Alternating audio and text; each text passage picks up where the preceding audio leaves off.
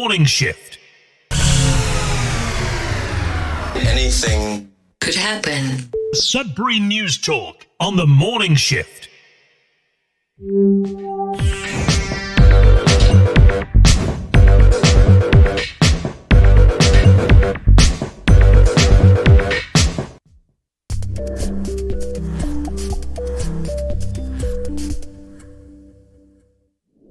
All right, and welcome to Sudbury Morning. Sudbury Mornings on CKLU. It's Sudbury News Talk in the morning on the morning shift. I'm AJ Walsh. Glad to be here with you. I'm glad you're with us. It's going to be a great show today. And each and every day, weekday, we're live on CKLU 96.7 FM, 7:30 to 8:30 in the morning. We're live on the radio. We're streaming on CKLU.ca. Click on the Radio Player Canada app and you can stream us. You can also download the Radio Player Canada app and you can listen to us anytime, anywhere on your favorite device. You can also stream us live, video stream at facebook.com/Sudbury News. There you can comment as well, and youtube.com/Sudbury News. Be part of the conversation. So make sure to like, share, subscribe, follow, but mainly comment because you're part of the show. We'll do our best to get your comments not only up on the screen for those watching, but for those listening on the radio to be able to say them and be part of the conversation verbally as well. So we're doing our best to work between the two platforms of video and audio, and I think so far so good. It's translating pretty well. It's a community conversation. It's your conversation that we're facilitating on things that are important to you, issues, news. And so we go over the top news stories of the day, try to unpack them as much as we can. Sometimes we unpack certain stories more than others. That gives us a chance to then go back and revisit things. And some topics come up more than others as well. And so that's that. And thanks for being with us this morning. We'll dive right in. We're going to get started as usual with a little weather forecast, a little bit of sports, and we got Pierre Bonhomme going to be joining us. Good morning, Monique. Thanks for being with us. Also, good morning, Judy. Thanks for being here this morning. We're going to get into the weather, so we'll talk about that. We'll get a little sports, and then maybe even gas prices today. And then Pierre Bonhomme with some headlines and some chat with all y'all this morning. We'll be right back after this.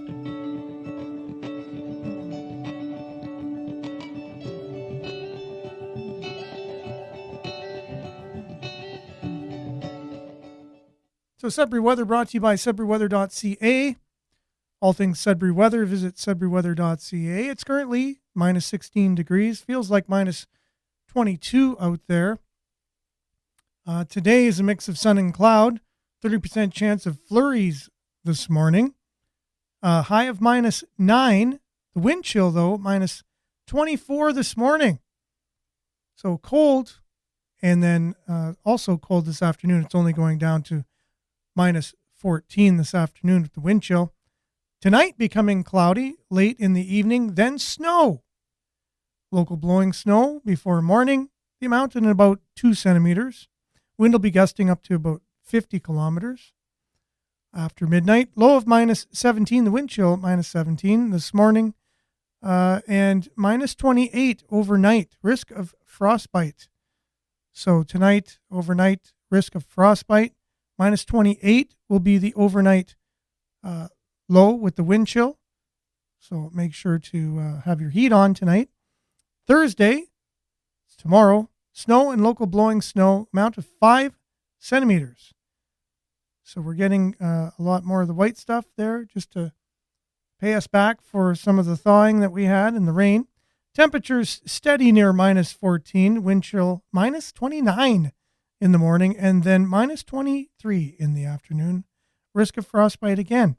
So not only 5 centimeters of snow, the warmest it's going to be is minus 23 in the afternoon tomorrow. So cold and snowy.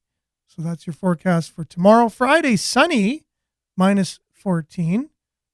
So that should be nice for a Friday. And then 60% chance of flurries on Saturday, minus 8 is your high. Sunday, 60% chance of flurries, -4. So it's getting milder and then even milder on Monday. 40% chance of flurries and -2 is your high. Tuesday, -4, 40% chance of flurries. It's your long-range forecast. A little look at the satellite view over northern Ontario. If you're watching, you can see it. If you're listening on the radio, a lot of clearing over the northern parts of the province, Manitoba, northern Quebec, northern Ontario. Other than when you come to the Great Lakes, there's the cloud just over all the populated areas again, just over the Great Lakes. You can see that movement coming in that we're going to get overnight and tomorrow, coming in from over Minnesota, the Upper Peninsula, Michigan, across the Great Lakes. So that's going to be your weather forecast, and it's brought to you by sudburyweather.ca. And we'll be back with a little bit of sports right after this.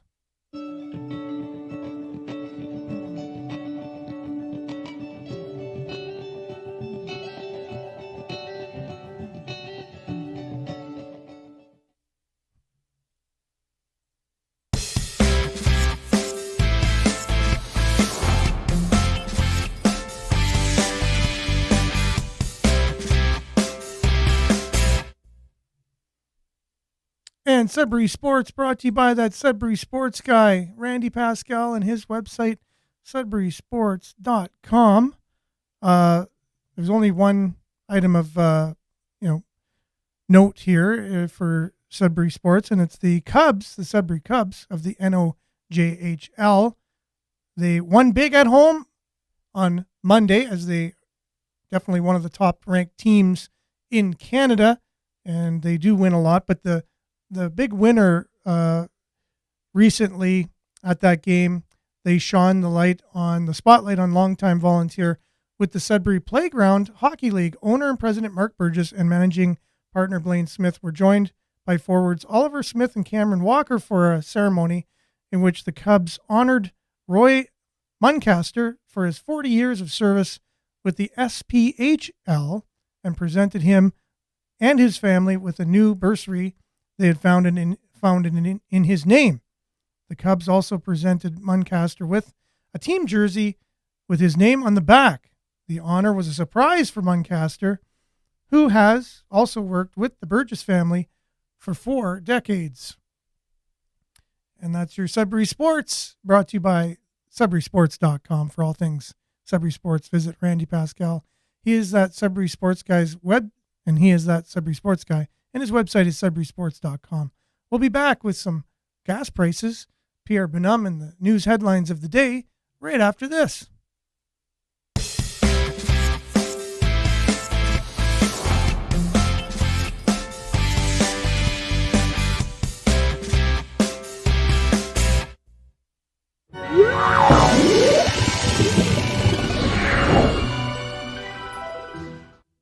So Sudbury gas prices brought to you by Sudbury News Talk, where we try and keep our finger on the pulse of gas prices. And since Costco's moved into town, game changer for the residents of New Sudbury for sure, and the greater, inside the old Sudbury proper. However, some outlining areas aren't doing the greatest with gas prices. It doesn't seem to really affect them. But it does affect definitely where Costco is, and then going outwards, gas prices are lower. So Costco currently $1.35.9, and then the cheapest you're going to get other than that is almost 4 cents more, $1.39.6 at Mobile on LaSalle. Petro Canada $1.39.6, Mobile on Lawrence Street $1.39.6. So it seems like $1.39.9. At Mr. Gas on Bancroft. See how we're getting a little bit further away from Costco. You get more expensive as you go. For all things Sudbury gas prices, visit gasbuddy.com/Sudbury, and you can basically check in on all the gas prices. I think you can probably download their app as well if you're really keen on knowing the gas prices on the spot. So that is your Sudbury gas prices, brought to you by Gas Buddy, I guess. GasBuddy.com. We'll be back with some headlines. Pierre Bonhomme right after this. All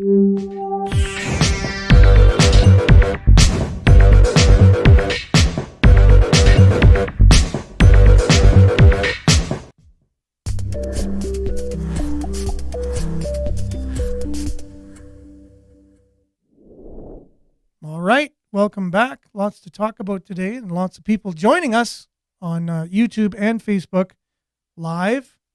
We'll just check here. We'll refresh this page and we'll turn off the volume there so we don't get an echo. And we should be able to have all your comments coming in here. No problemos. Okay. A couple of shout outs this morning here.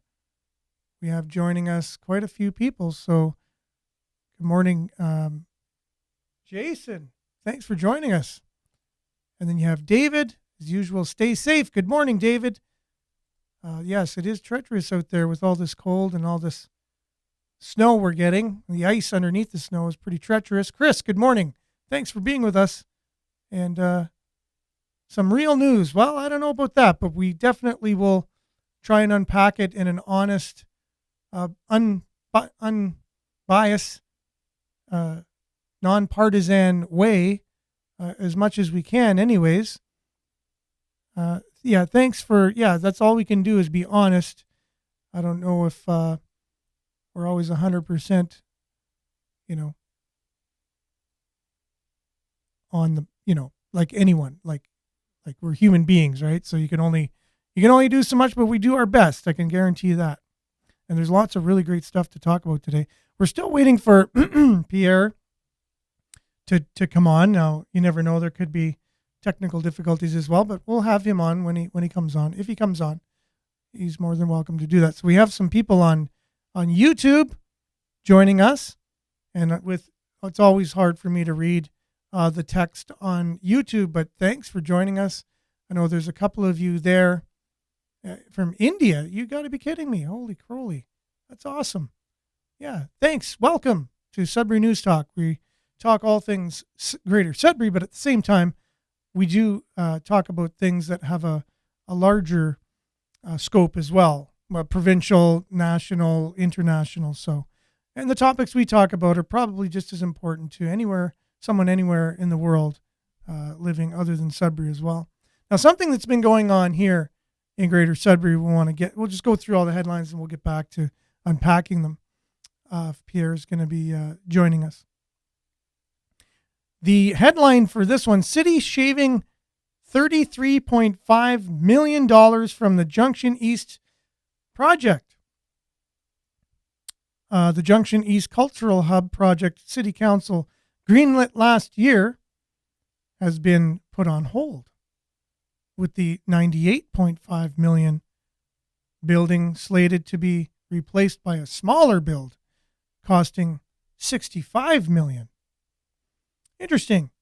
That's like breaking news. That's like, whoa, we've talked a lot about this quote unquote $100 million library, but now it's 2/3 of that. So almost $70 million instead of $100 million.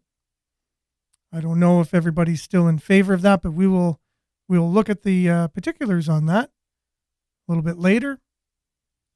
Here's something I'm not sure if everybody's aware of. There's a lot of people just crossing illegally into Canada on a road named Roxham Road in Quebec.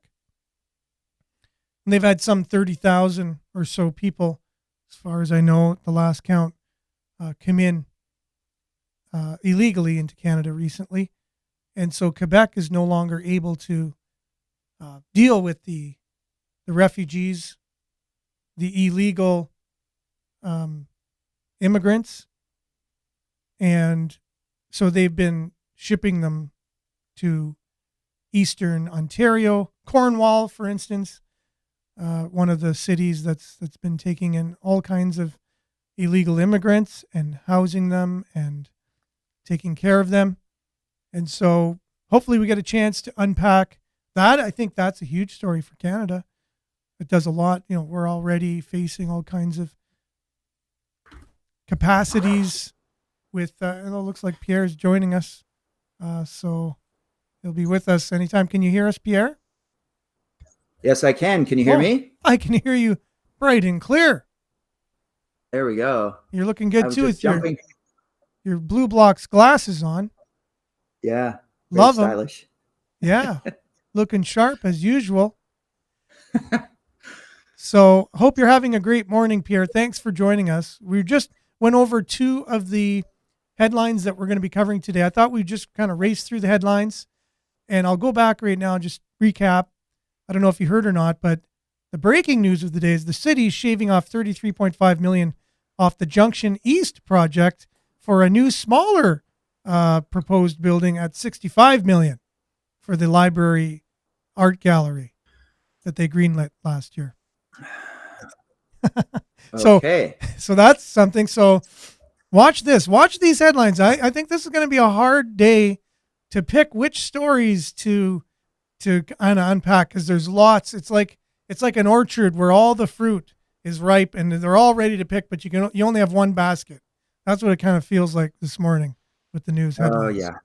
So this is the next one we just talked about briefly. Have you heard about the Roxham Road in Quebec with the illegal immigrants kind of coming through? Oh yeah. Thousands. Oh, that's and been thousands. going on for years. For sure. Yeah. But I guess it's been ramping up to some extent, and Quebec has said enough's enough. They can't deal with it anymore there, and they're shipping them to Eastern Ontario. So I guess, yeah. Okay. I didn't. Yeah. They said that's enough for them. They can't do it anymore. It's And when they ship them to Martha's Vineyard. yeah, exactly. Yeah. They need to ship them to Ottawa, apparently. That way they can invoke the Emergencies Act against the illegal immigrants, maybe. I don't know if that would happen or not. Don't think so. Well, apparently now the just on the related matter, but the same kind of idea, is the Mexican border in the States. The largest group coming in now, walking across, are Russians from Mexico into the U.S. So Russians are going to Mexico and then walking across the border. Well, yes. That's not the only place I've heard of doing that. There's every country, pretty much. Yeah. But yeah, Chinese as well. But Russian, Haitian, every country. I think if you really wanted to go live in the States as a Canadian, you know how long it takes to get a visa for the States? Well, I was looking into it because I wanted to go and see if I could spend my sunset years working in the States in Florida. And it's virtually impossible unless I have $1 million to invest in a business and hire locals. That's pretty much, or unless I have a very highly in demand profession, For sure. It's hard. It's really hard. So now all you have to do is go down to Mexico and just get your backpack with some supplies and just walk across the border. I have to claim some kind of oppression status, though. Maybe I could be economically oppressed. I am, so maybe I could do that. I'm not making enough money here. I need to come to America. I think the list of possibilities of oppression possibilities is pretty long now. You can just pick from a plethora of possibilities. So that's one we could get into, and we might have already kind of touched to a lot on it. But anyways, here's interesting. Back to a little bit of local headlines. Get your nomination in for the Civic Awards for volunteerism. If you know an outstanding person, group, or organization, nominate them for the local 2023 award for volunteerism. Now, I do know myself a lot of people who volunteer. Do you think that thing is political at all? I think it's probably just like anything, right? Nominating the awards. Yeah, like volunteer of the year or whatever. Well, kind of thing. I mean, that's probably the least the least harmful one of those. I know like some of those business awards and things, they're pretty much you buy an ad in the particular publication and you get an award. I know that's how that works, but I don't know. I'm sure, I mean, you get nominated because you know people. So, but I don't know. I've seen those in the past. I mean, there might be some old retired person that's been working at the soup kitchen for 18 years, I don't know who they are, but they deserve an award. There's one guy who I think should get an award. I don't know who his name is or what his name is or anything, but you anyone who's in the core would know him. He looks like he's probably has some mental health issues. He's maybe semi-homeless. He picks up garbage all day long, nonstop, for years. Wow. I saw him this summer. He was right outside, right at my front porch, like on my property, and he was pulling the garbage out from under my porch and putting it in a bag. And I said, "Oh, thank you." Exactly. And he just kind of goes like this, yeah. And he walks all the way down Elm Street and he just cleans it up.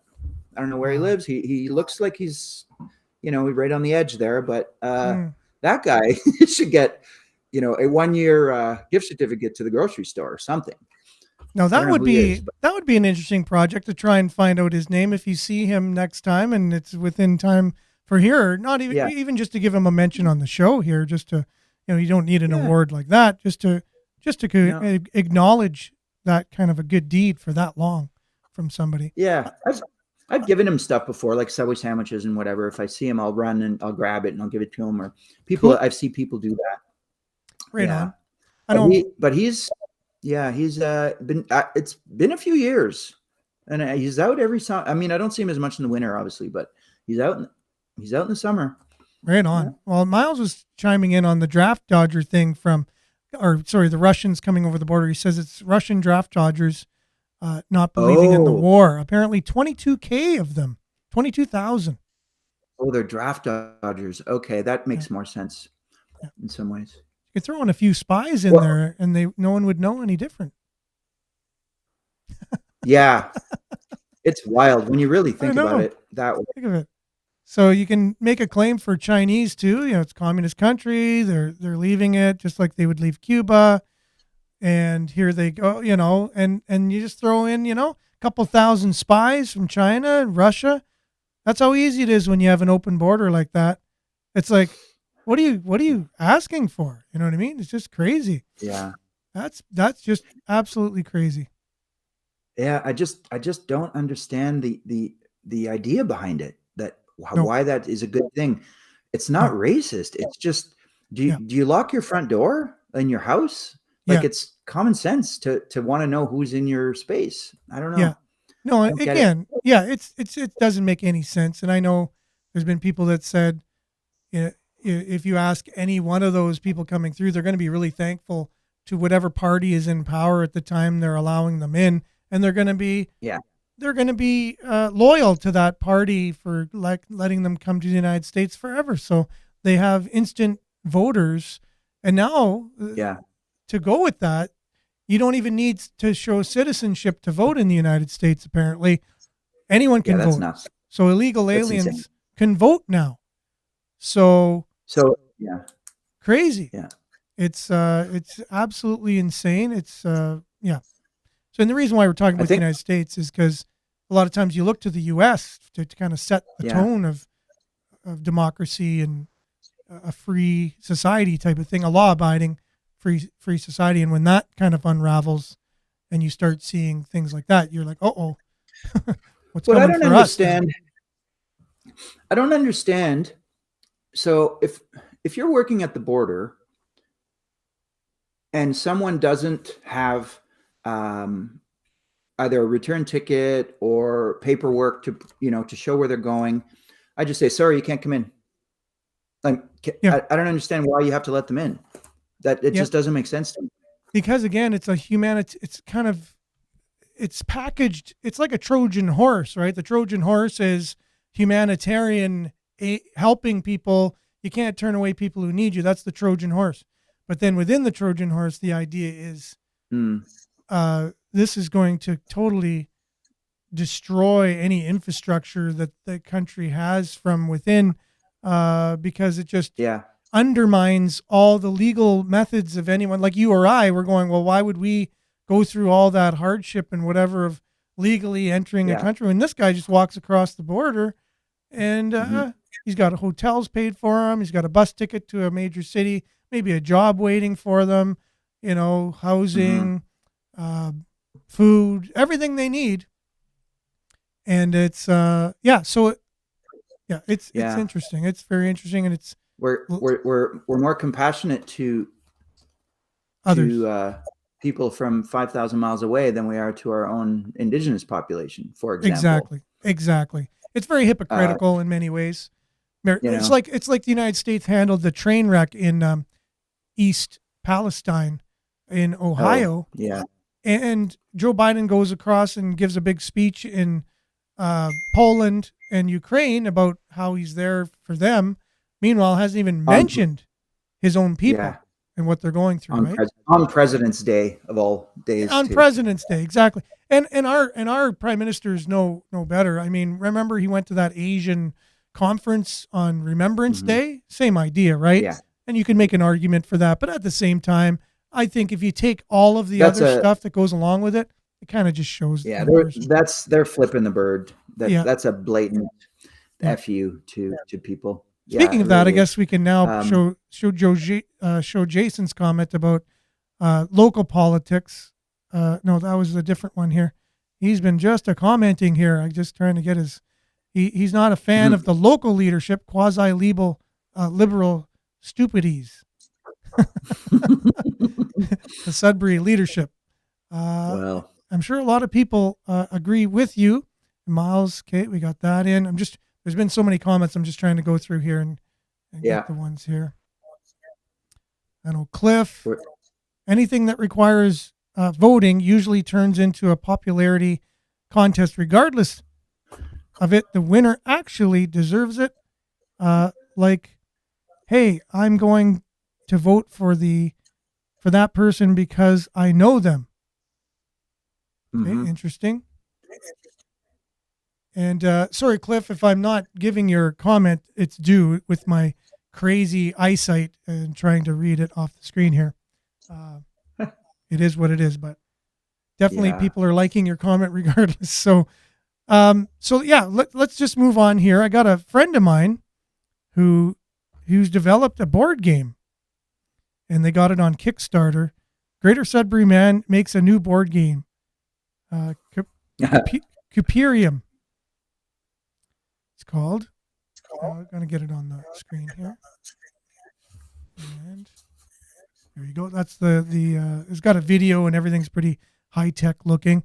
Okay. Tony Rima interviewed him on CTV. Here's a picture of his name is Matt Cousineau, and he's made this board game with a friend of his from Greater Sudbury. He lives in Isilda. He co-created it with his friend. It's called Cuperium,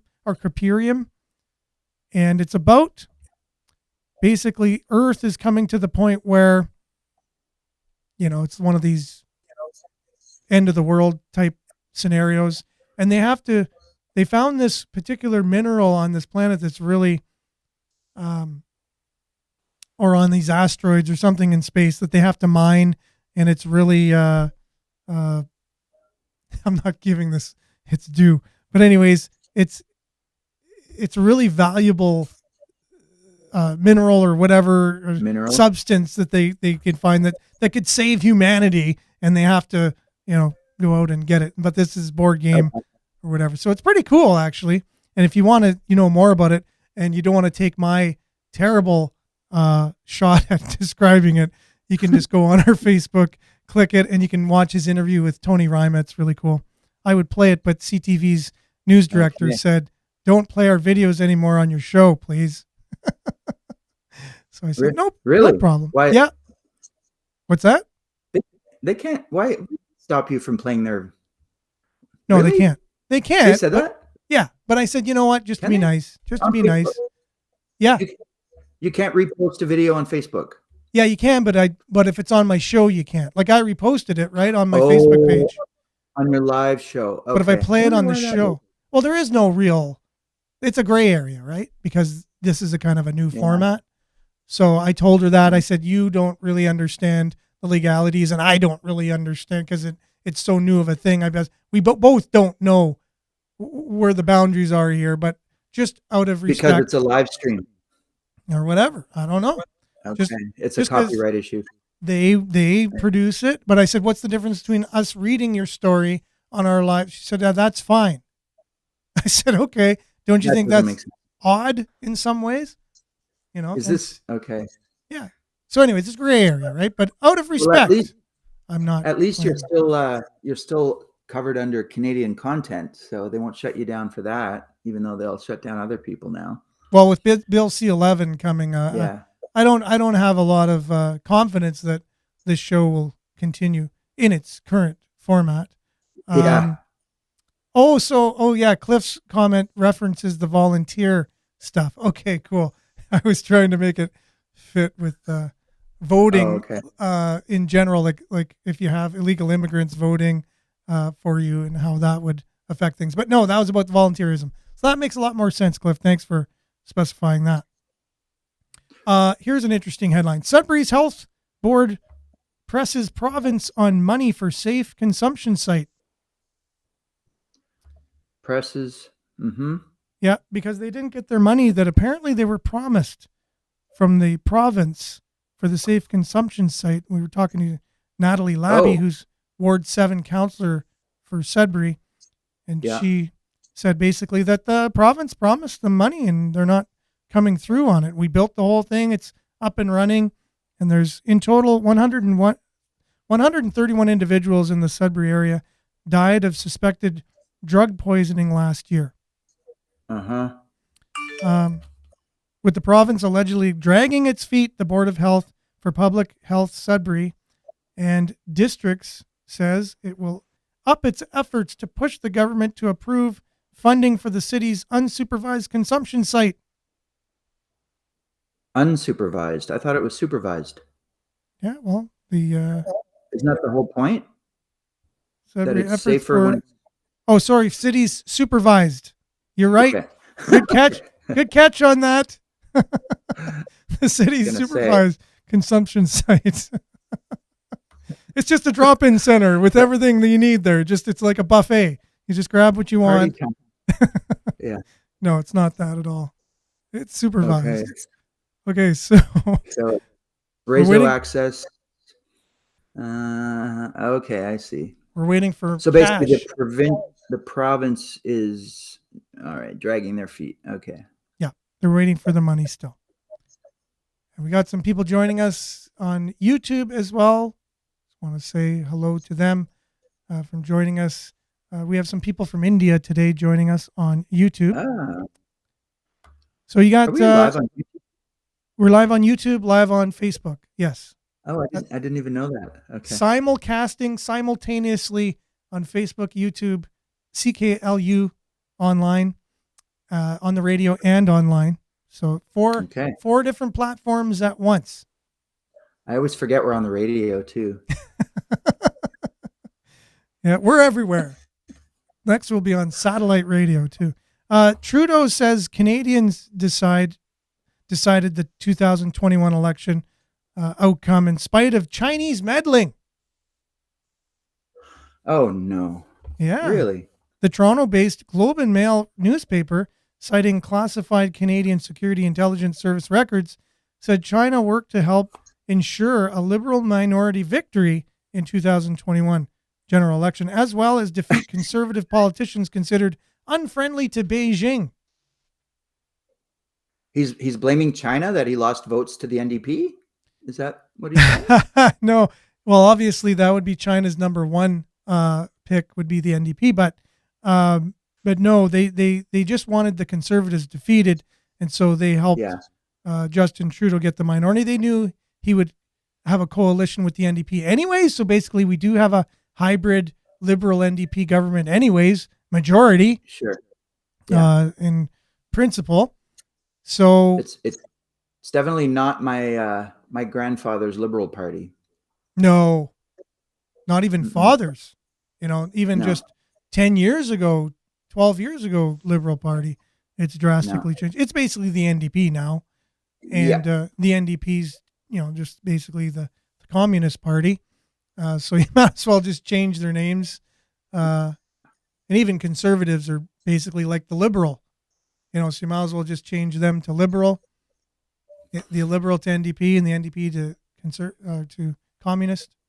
Because it's just just went one step down the chain to the left. Each one it's like one of those line dances, you just move. to the side. Well, it's the Overton window, right? Yeah. It kind of keeps going that way. Yeah. The shift, everything shifts at once. So Chinese were meddling. The prime minister even admitted that. He was briefed by a lot of his intelligence that the Chinese were meddling in our election. It is a fact. Okay. Now, he said it didn't change the outcome, though. He won fair and square, even though they meddled. So. Yeah. Right. Yeah. So China wants a conservative government in Canada. Is that? No, No, they didn't want the conservative government, so they meddled to oppose it, so that we didn't get a conservative government. So he's admitting he won because of China? No, he's saying even though the Chinese admitted that they helped him, he said it didn't change anything. He still outcome would have been exactly the same. I'm surprised he even acknowledged that. That's really interesting. Well, Pierre Poilievre wouldn't let it go. He wouldn't let it. He in Parliament in the whatever when they're yelling matches they have. Poilievre just kept how he does that. Yeah. I'll bet. So now what's going to happen in the next election if Trudeau doesn't win, he's going to blame it on Chinese. And Russian he'll then blame it on China for sure. Yeah, just like they did with Donald Trump, they blamed Donald Trump's win on Russian collusion, and then when it actually could have been collusion the next time, how dare you? That's a conspiracy theory. You by saying our elections were fixed or whatever, but they blamed it in the first place from Donald Trump winning. Anyways, that's the way politics works, right? Once you're in, and everything's political, like you'll divide and conquer just to get power. Identity politics is the huge thing today, right? Divide and conquer, Yeah. So, former Sudbury Medical Clinic employee charged with sexual assault. 23-year-old Greater Sudbury man has been arrested and charged in connection with sexual assaults that occurred at a local medical clinic. I do have more on that right here. Okay. So Greater Sudbury Police said in 2022, they began an investigation after receiving this is coming from Sudbury.com, by the way, after receiving 2 separate complaints about an employee at the Sudbury Family Health Organization, a medical clinic located on Bancroft in Minnow Lake. The 2 complaints related to the same individual as administrative assistant at the clinic. Information provided was this individual worked as an administrative assistant at Sudbury Family Health Organization in Greater Sudbury. However, he was using his position to conduct physical examinations of patients, resulting in sexual assault, police allege. Oh, no. Due to the sensitive nature of the incident, and in order to protect the survivors' identities, police said no further details would be provided regarding the case. The 23-year-old has been charged with the following offenses under the Criminal Code of Canada: sexual assault ×3 and sexual exploitation. Crazy, eh? He's just the assistant there, and he's saying, look, I can do the examination. The doctor's waiting a little too long, Wow. You wonder how you could get away with that for even more than 1 or 2 patients. Where wouldn't you be a little? I mean, suspicious? I'm assuming he did this to women, but whoever he did it to, wouldn't you be leaving going, there was something off there? Yeah. Wouldn't you say something? I don't know. I guess maybe that's how it happened. And that's how it happened. Exactly. So that's just bizarre. So for more information on that, that's Northern Ontario CTV's news covered that, and so did Sudbury.com. You can check out that. We have the link on our Facebook page. Laurentian University is selling historic John Street residence. They announced Tuesday its Board of Governors has approved a motion to begin the process of selling the President's House located at 179 John Street in Sudbury. This is like one of those, like the Prime Minister has the house that whenever the new Prime Minister comes in, they live there. Well, this was a house where they... That. Yeah. Yeah. I've been in that house. It's a beautiful old house, but it's it's falling apart. It's old, needs a lot of maintenance and upkeep for sure. Yep. Yeah, it was built. It was built. Um, it was a replica of a house in California. That's why it has that Spanish kind of colonial look. Yep. And when they built it, probably 1890, I think it was, something like that. Yeah, it wasn't built to withstand winter at all. And it's like you stand by a window, and I was at a party in that house, a Christmas party, I remember, and there was frost on the inside of the windows. Like it's a okay. It needs a lot. It needs a lot. Complete renovation. Yeah. Beautiful house, but that's a money pit. There's a bit of a view of it, anyways. Yeah, it's really nice looking from the outside. Yeah. But yeah, so they were just basically, if dignitaries or guests were coming in to the city, that had something to do with the school, they would put them up there, kind of like a bed and breakfast idea. But at the same time, here you can have this luxurious, home to stay in. So that's going to be sold.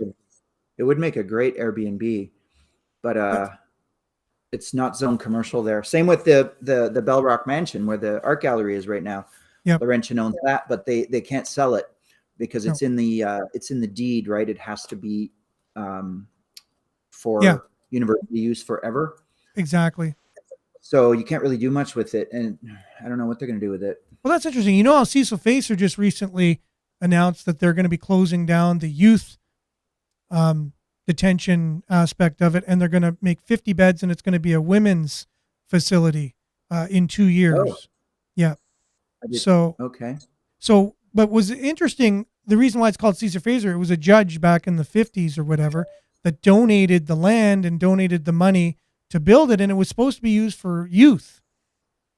But now they're just changing it against the original use of the building, which I thought when you said it was in the deed that the Bell Mansion house needs to be used for specific purposes. I thought that was interesting how they were just able to change the use of Cecil Facer against the original person who donated the money, and it's named after the person. They just changed the purpose of it. So I didn't know that where are they moving all the juvenile youth to? Wherever they can, like wherever, other cities. So obviously the people on that side are going, wait a minute, our youth now, if they need to have these services, they're going to be shipped off to North Bay or surrounding cities that have facilities.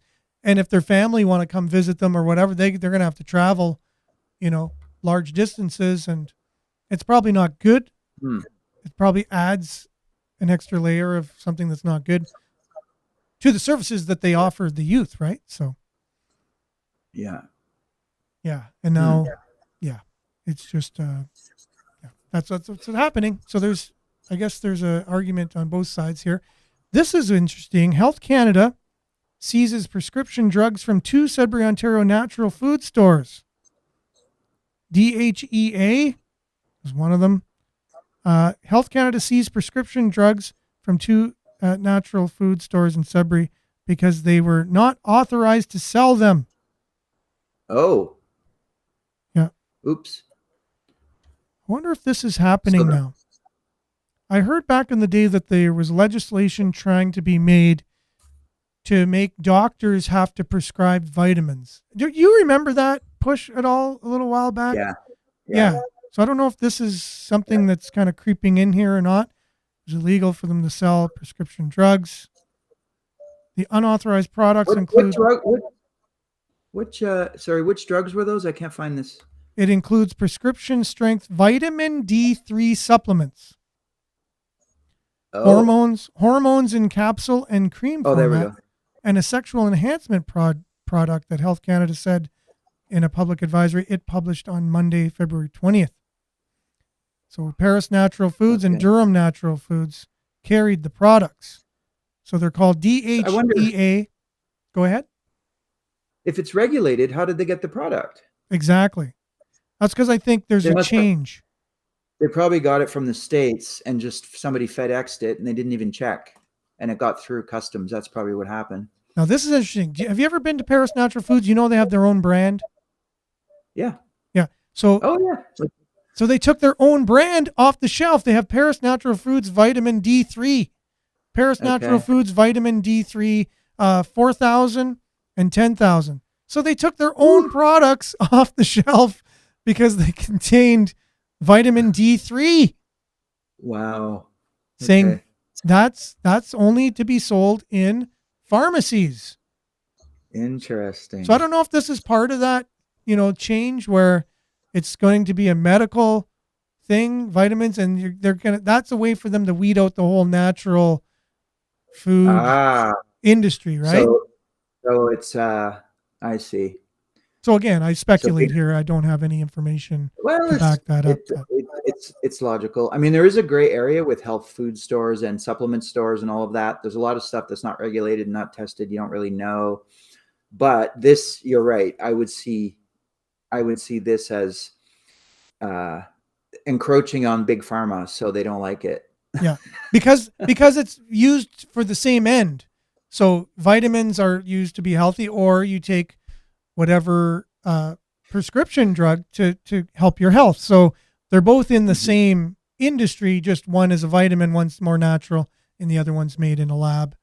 And now remember like 2 years ago, it was essentially illegal to say that vitamin D is good for you for a certain illness.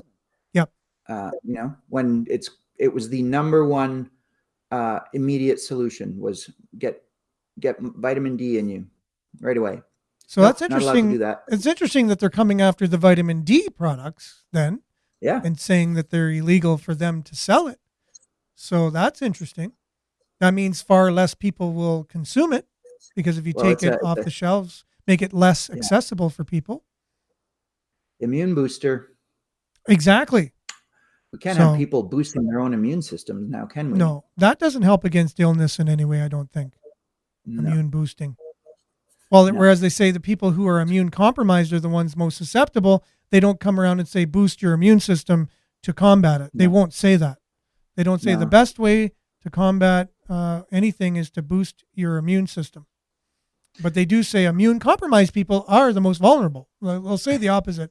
It's like saying, if you take a hammer and hit your head every day with your hammer, they don't say, well, don't pick up the hammer or whatever. They just don't say the opposite of it. Yeah, exactly. Take an aspirin every time you hit your head with a hammer. Yeah. They don't say stop hitting your head with a hammer. Good morning. How's it going, Denise? Thanks for being with us. You're in for the great ending of our show. Big Pharma push, Miles says, for sure. And good morning, Jennifer. Yeah, yes. They do not like, and that store does really well. A lot of those stores do. In Toronto, there's some of them that I've been in, and it's like a grocery store, and it's packed with people. Like, people want to manage their own health and take care of their immune systems and feel good and eat properly and all of that. For sure. Instead, we're fed different things, right? I'd love to get the new owner of Paris Natural on the show and just maybe speak to this subject and talk to why they think, like, why did they have the product in the first place?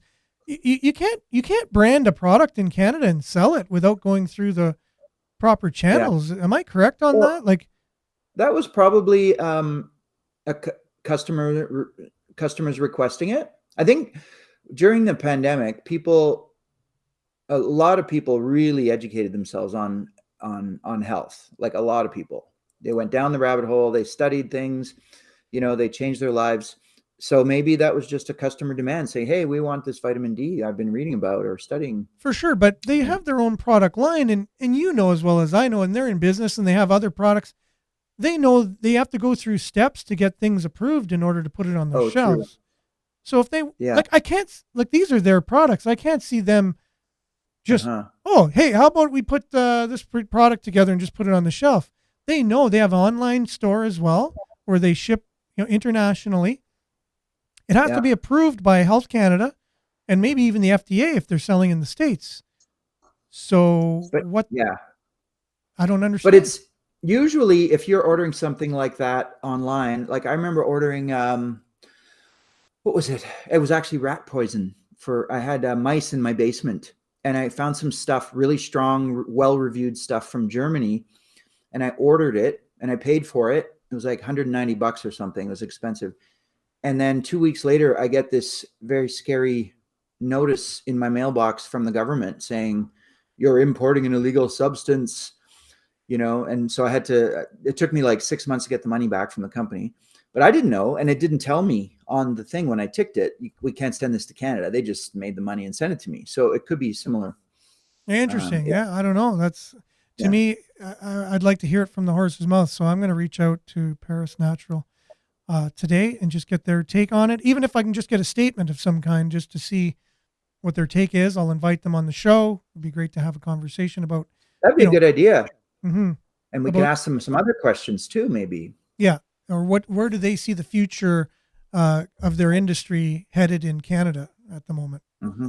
That'd be a great, and what was their kind of experience through the last couple of years of, how that shifted people's, like you were talking about, a lot of people did a lot of research during the last couple of years and took their own health in their own hands.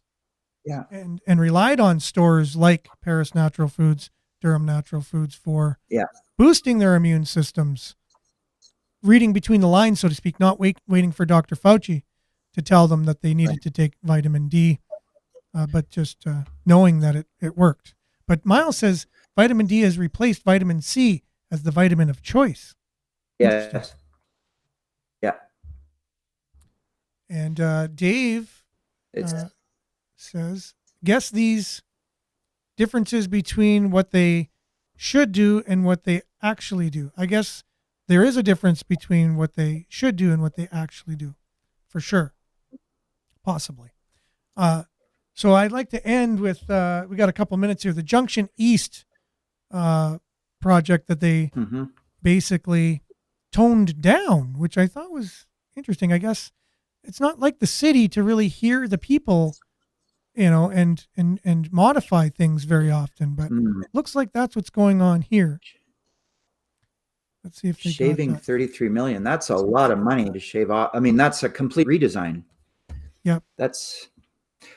I remember this happened, probably 20 years ago now, when they built the South End Library. The one right at the corner where Southridge Mall is? Yep. So the original design for that was a stunning, beautiful building, but very expensive. And it was meant to be like the gateway into the city from the south and stuff. And it was all glass, and it was, probably 3 times as big as the one we have. And the same thing happened. They just kept shaving and shaving. Yep. And then they scrapped everything and scaled it right down and just built a simple, more humble, kind of modest building, which is a very nice little library. I go there often. So that's probably what's going to happen here. But well, it was suggested to me by a very influential person the other day in the city that also there's a lot of vacant buildings downtown now. With a lot of what, sorry? Vacant buildings, or buildings that have a lot of vacancy in them. And why couldn't you do something with an existing building and beautify it?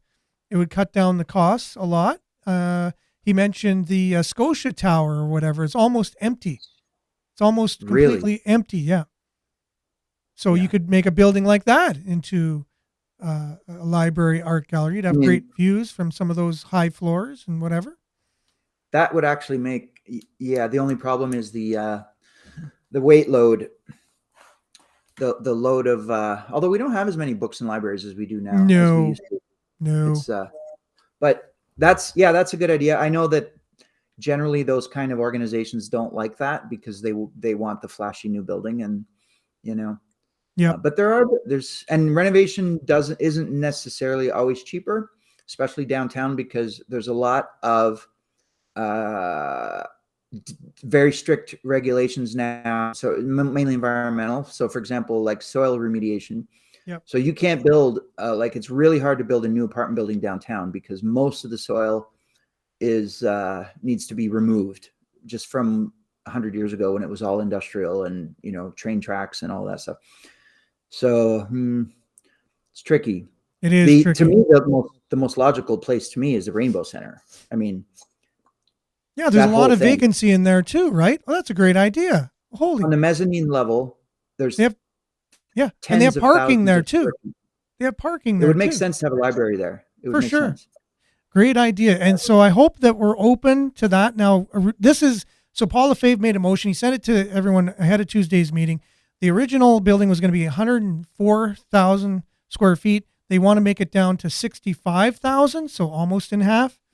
The budget is going from 100 million down to 65 million, and it's with the Sudbury Multicultural Folk Arts Association and the Art Gallery of Sudbury, Greater Sudbury Public Library, to look at other options to pare its total down to a cost of 65 million. So it's basically $1 million per 1,000 square feet is what they're looking at. And the current price tag limits our ability to invest in other areas that require our support, he said, listing recreation, roads, housing, and a few examples off the top of his head, which I think Sudburyans could really get behind that type of thinking. So good on the city to actually, start thinking more of a common sense line of things rather than, legacy. Yeah. I mean, projects. It's a beautiful design and everything. I mean, but it just, to me, there's just no logic to this. This is not it's just not going to save downtown. No. As much as we want to save it, it's a private investment in individual buildings, one by one, businesses, and more activity downtown. A library and an art gallery, I've said this before, this is not going to attract the foot traffic to revive a downtown. No. And for $100 million, what's that? That's going to, what's that? $15,000 a person just so that we can have a building. It's just not.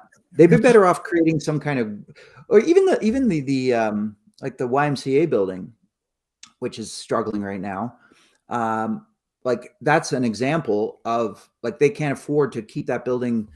I think it's $4 million a year to maintain that building, and they're really struggling, right? And so they're kind of scrambling to, like, what do we do? The city can't.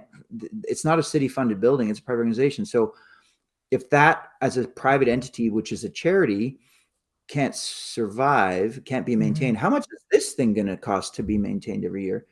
Yeah, I don't know. You mentioned a couple of great examples there of possibilities, and I really do think that, I hope that the city will look at those too. Same along the same lines of thinking. But as for now, I guess we're gonna have to leave it there because we are a minute over. It's okay though. We can do that. And thanks, Pierre, you came on such short notice. I just reached out to you last night, and you said I'll be on tomorrow. So thank you so much for doing that. It was a great conversation, a great show. Thanks, and thanks all you for commenting as well. So we'll see you sooner than later back on the show, Pierre. All right, will do. Take care. Have a great one. Ciao. Thanks everyone for joining us. Stay tuned now for Earshot Daily on CKLU 96.7 FM. We'll be back tomorrow, same place, same time. Have a great and safe Wednesday. Ciao.